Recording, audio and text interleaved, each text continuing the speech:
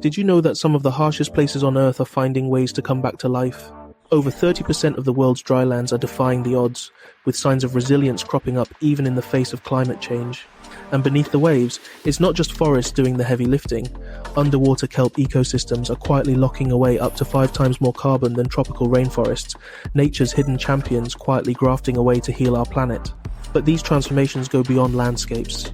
When times get tough, women in some regions are 50% more likely to step up and take on primary economic roles, doing what needs doing.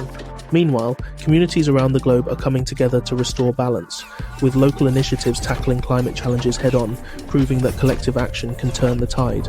Makes you wonder, doesn't it? What if the stories we choose to tell could truly reshape the world? Welcome back to Radiant Reports.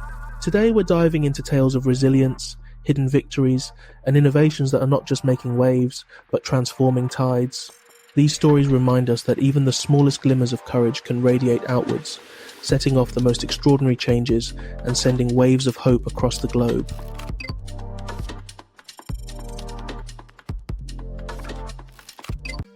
Just a heads up. The visuals used throughout this video are here to help tell the story. They're not actual footage. But rest assured, the facts are real, carefully checked and supported by trusted sources. Now let's dive in. Let's kick things off with a story that's as unexpected as it gets, straight from the heart of the Sahara Desert. We all picture the Sahara as an endless stretch of baking hot sand, don't we? But just recently, something remarkable stirred in the dust. In September 2024, a rare cyclone swept across its northern reaches, drenching the desert with up to 5 times the usual rainfall. Picture it, patches of green suddenly appearing where there was only sand, and lakes that are normally bone dry now shimmering with fresh water. It's hard to wrap your head around, isn't it? So what's behind this surprising transformation? The answer lies in a shift in the Intertropical Convergence Zone, or ITCZ, a stormy belt near the equator where trade winds from the northern and southern hemispheres meet, often sparking thunderstorms. Normally this zone stays closer to the equator, but this year it wandered unusually far north, bringing heavy rainfall deep into the Sahara. That's a big deal, given the Sahara's usual climate barely sees 5 inches of rain a year. In some spots, this recent downpour delivered almost an entire year's worth of rain in just a few days. Now, while it's exciting to see greenery springing up in such a harsh landscape, this unusual weather pattern serves as a stark reminder of the complexities of climate change. Shifts in the ITCZ are influenced by rising global temperatures, which mess with wind patterns and the spread of rainfall across the planet. As our climate heats up, we're likely to see more of these unpredictable weather swings, not just in the Sahara, but in other vulnerable regions too. It's a powerful reminder that our planet's natural systems are all connected. Changes in one place can set off a ripple effect, triggering unexpected outcomes thousands of miles away. But here's the uplifting bit. This greening of the Sahara shows us nature's knack for bouncing back, adapting to changing conditions given half a chance. It highlights the potential for reforestation and land restoration, even in places that seem too tough for life. Projects like the Great Green Wall, which aims to plant millions of trees across a 7,000-kilometre stretch of Africa, are built on this very idea, combating desertification and breathing life back into ecosystems by tapping into nature's own regenerative powers. The emergence of plant life here isn't just a one-off stroke of luck. It could signal opportunities for similar restoration efforts in other drylands across the globe. By backing projects that focus on land restoration, we're not only helping the environment but also offering a lifeline to local communities who rely on the land for their livelihoods. In places where the Great Green Wall has already taken root, there have been reports of healthier soil, better crop yields, and economic boosts for the folks living there.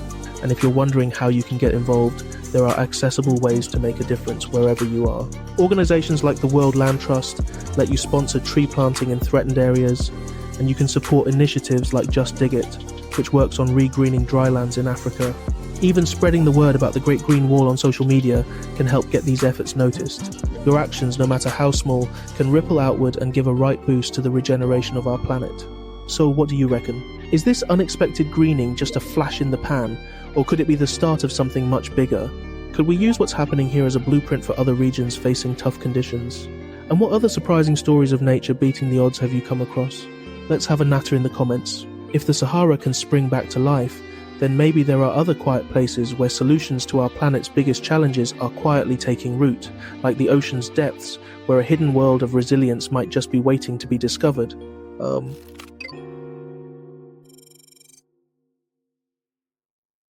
Just as the Sahara finds new life with unexpected greening, we're now diving beneath the waves, where another quiet miracle unfolds. Off the coast of Cornwall, a growing seaweed forest is doing its bit, not just as a vital player in the fight against climate change, but as a testament to resilience across ecosystems, both natural and human. It's remarkable how, even beneath the surface, life finds ways to bounce back. So, how does it all work? Like land-based plants, seaweed absorbs carbon dioxide through photosynthesis, but what makes it truly special is its speed. In the right conditions, some species can grow up to 60 centimeters a day. That kind of rapid growth means it can lock away large amounts of carbon in no time at all. What's more, when seaweed breaks down, some of the carbon sinks to the ocean floor, potentially storing it away for thousands of years. Scientists call this approach blue carbon, which refers to the carbon captured by our oceans and coastal ecosystems. In fact, habitats like kelp forests, mangroves, and salt marshes account for more than half of all the carbon stored in ocean sediments, even though they cover less than 2% of the seabed. That's what makes projects like Cornwall's seaweed forest so valuable. As Dr. James Morris, a marine biologist, puts it, when it comes to carbon capture, blue carbon ecosystems are punching well above their weight. They're nature's hidden powerhouse in the fight against climate change. But the benefits don't end with carbon capture. These seaweed forests also support marine biodiversity, providing habitats for everything from tiny fish and crustaceans to larger predators. They're like underwater nurseries, boosting fish populations, and in turn, supporting the livelihoods of local communities who rely on sustainable fishing. It's not just the seaweed that's thriving, it's a whole web of life. What's truly inspiring is how these underwater forests show nature's knack for healing itself. With hardly any intervention, seaweed can flourish, restoring balance to marine ecosystems and giving us a natural ally in tackling the climate crisis. It's a reminder that some of the most effective solutions to our environmental challenges are already out there, quietly grafting away, even if we just need to look a little deeper to find them. If you're feeling inspired to get involved, there are ways you can make a difference. Supporting local seaweed farming initiatives or backing organizations that focus on coastal restoration can have a real impact. Efforts like these don't just help the environment, they boost sustainable industries and local economies too. Even spreading the word about the importance of blue carbon can go a long way. So what do you reckon? Could seaweed be one of the unsung heroes of the climate movement? And what other natural solutions might be out there just waiting to be discovered? Let's hear your thoughts in the comments. If life can thrive beneath the waves, then perhaps there are other secrets hidden in the depths, solutions to problems we've only just begun to understand.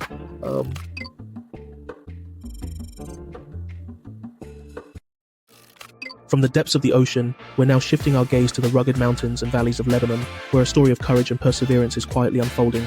Meet Zainab, a young woman who's defying expectations and breaking barriers in ways that reach far beyond her village. In a society where traditional gender roles often dictate the paths women can take, Zainab stepped up as the main breadwinner for her family, a role that's not exactly common in her community. Her journey hasn't been an easy one. When her dad lost his job, Zainab didn't just sit back. She took matters into her own hands, rolling up her sleeves and getting stuck into work that many wouldn't expect a woman in Lebanon to do. From labour-intensive jobs to running small side businesses, she's doing whatever it takes to keep her family afloat. But her story's not just about scraping by, it's about challenging cultural norms and showing what women can achieve when they're given half a chance. To understand the significance of Zainab's story, we need to look at the bigger picture. In Lebanon, the economic crisis has hit hard, pushing more families into poverty, with over 80% of the population now living below the poverty line. Traditional expectations often place a heavier burden on women, and for many, finding work outside the home is still seen as a last resort. Yet, despite these hurdles, individuals like Zainab are showing that resilience isn't just about enduring hardship, it's about turning it into an opportunity for growth. Zainab's actions are sparking change, even in the face of deeply rooted societal expectations. And it's not just her family who benefits. Her efforts are gradually shifting perspectives in her community, challenging the idea of what roles women can and should take on. As she puts it, "I'm not just doing this for my family, I'm doing it for every girl who's ever been told she couldn't." So her words resonate with countless women in Lebanon and around the world who are pushing the boundaries of gender roles every day. But Zainab's story is more than just an individual tale, it's part of a broader movement. Across the region, there are growing efforts to support women's empowerment, from grassroots initiatives offering job training to organisations advocating for gender equality. These efforts are opening up new opportunities and gradually reshaping cultural norms. It's a reminder that change often starts with one person, but it can ripple out to influence entire communities. If Zainab's story has moved you, there are ways to make a difference and support women's empowerment in Lebanon and beyond. Consider donating to organisations that focus on job training, education, and financial support for women in need. Efforts like these help ensure that every woman, no matter her background, has the chance to thrive. So what do you reckon? Have you seen other examples of individuals challenging cultural norms to bring about positive change? And how can we do more to support women like Zainab who aren't just surviving but leading the way? Let's have a natter in the comments. It's clear that courage can take many forms, whether it's standing up to expectations in a small village or finding hope in the most unlikely places. Sometimes it's the quietest acts that end up having the loudest impact.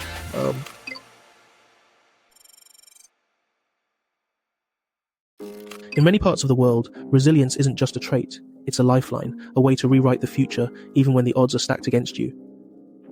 This spirit runs deep across communities determined to reshape their destinies, including a movement gaining momentum in West Africa. Here, women are using their entrepreneurial drive not just to change their own lives, but to lift entire communities. Take Amma, for instance.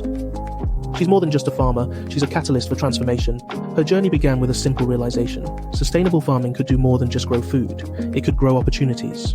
With a focus on empowering others, she began offering training and microloans to women, providing much-needed support in a country where only 32% of women have access to formal financial services. It's about equipping women to reshape their futures, one seed at a time, and the ripple effect goes far beyond the fields. Studies show that women reinvest around 90% of their income back into families and communities, compared to 30-40% for men. This makes female-led businesses powerful drivers of change. Today, nearly 46% of micro, small, and medium-sized enterprises in Ghana are run by women, gradually reshaping both social norms and economic landscapes. Yet, barriers like limited access to credit persist. That's why Amma's approach, which combines hands-on training with microfinance, is so transformative. It's about more than financial success, it's about resilience, food security, and nurturing future leaders. Experts agree that empowering female entrepreneurs can significantly boost economic growth, with the World Bank even suggesting it could add up to $12 trillion to global GDP by 2025. Organizations such as Women's World Banking and the Hunger Project are working to expand these efforts, offering financial access and training for women in Africa. Platforms like Kiva enable people worldwide to lend microloans directly to female entrepreneurs, while Care International supports women's economic empowerment. Backing these initiatives, whether through donations, lending, or spreading awareness, helps to uplift entire communities and foster sustainable development. Amma's story shows that local entrepreneurship can spark broader social change. As she puts it, we're not just planting seeds in the ground, we're planting hope for the future. Her work isn't just about making a living, it's about redefining what women can achieve and shaping the world around them. So what do you reckon? How can we do more to support women like Amma? There are always ways to make a difference, whether it's by contributing to these organizations or finding local efforts to get involved in. It's clear that resilience and opportunity can grow from the most unexpected places. And in regions far beyond Ghana, that same drive is helping to reshape traditions and create new paths forward. Think about the small ways you can foster resilience in your own community. What actions can you take to make a difference, however modest it may seem?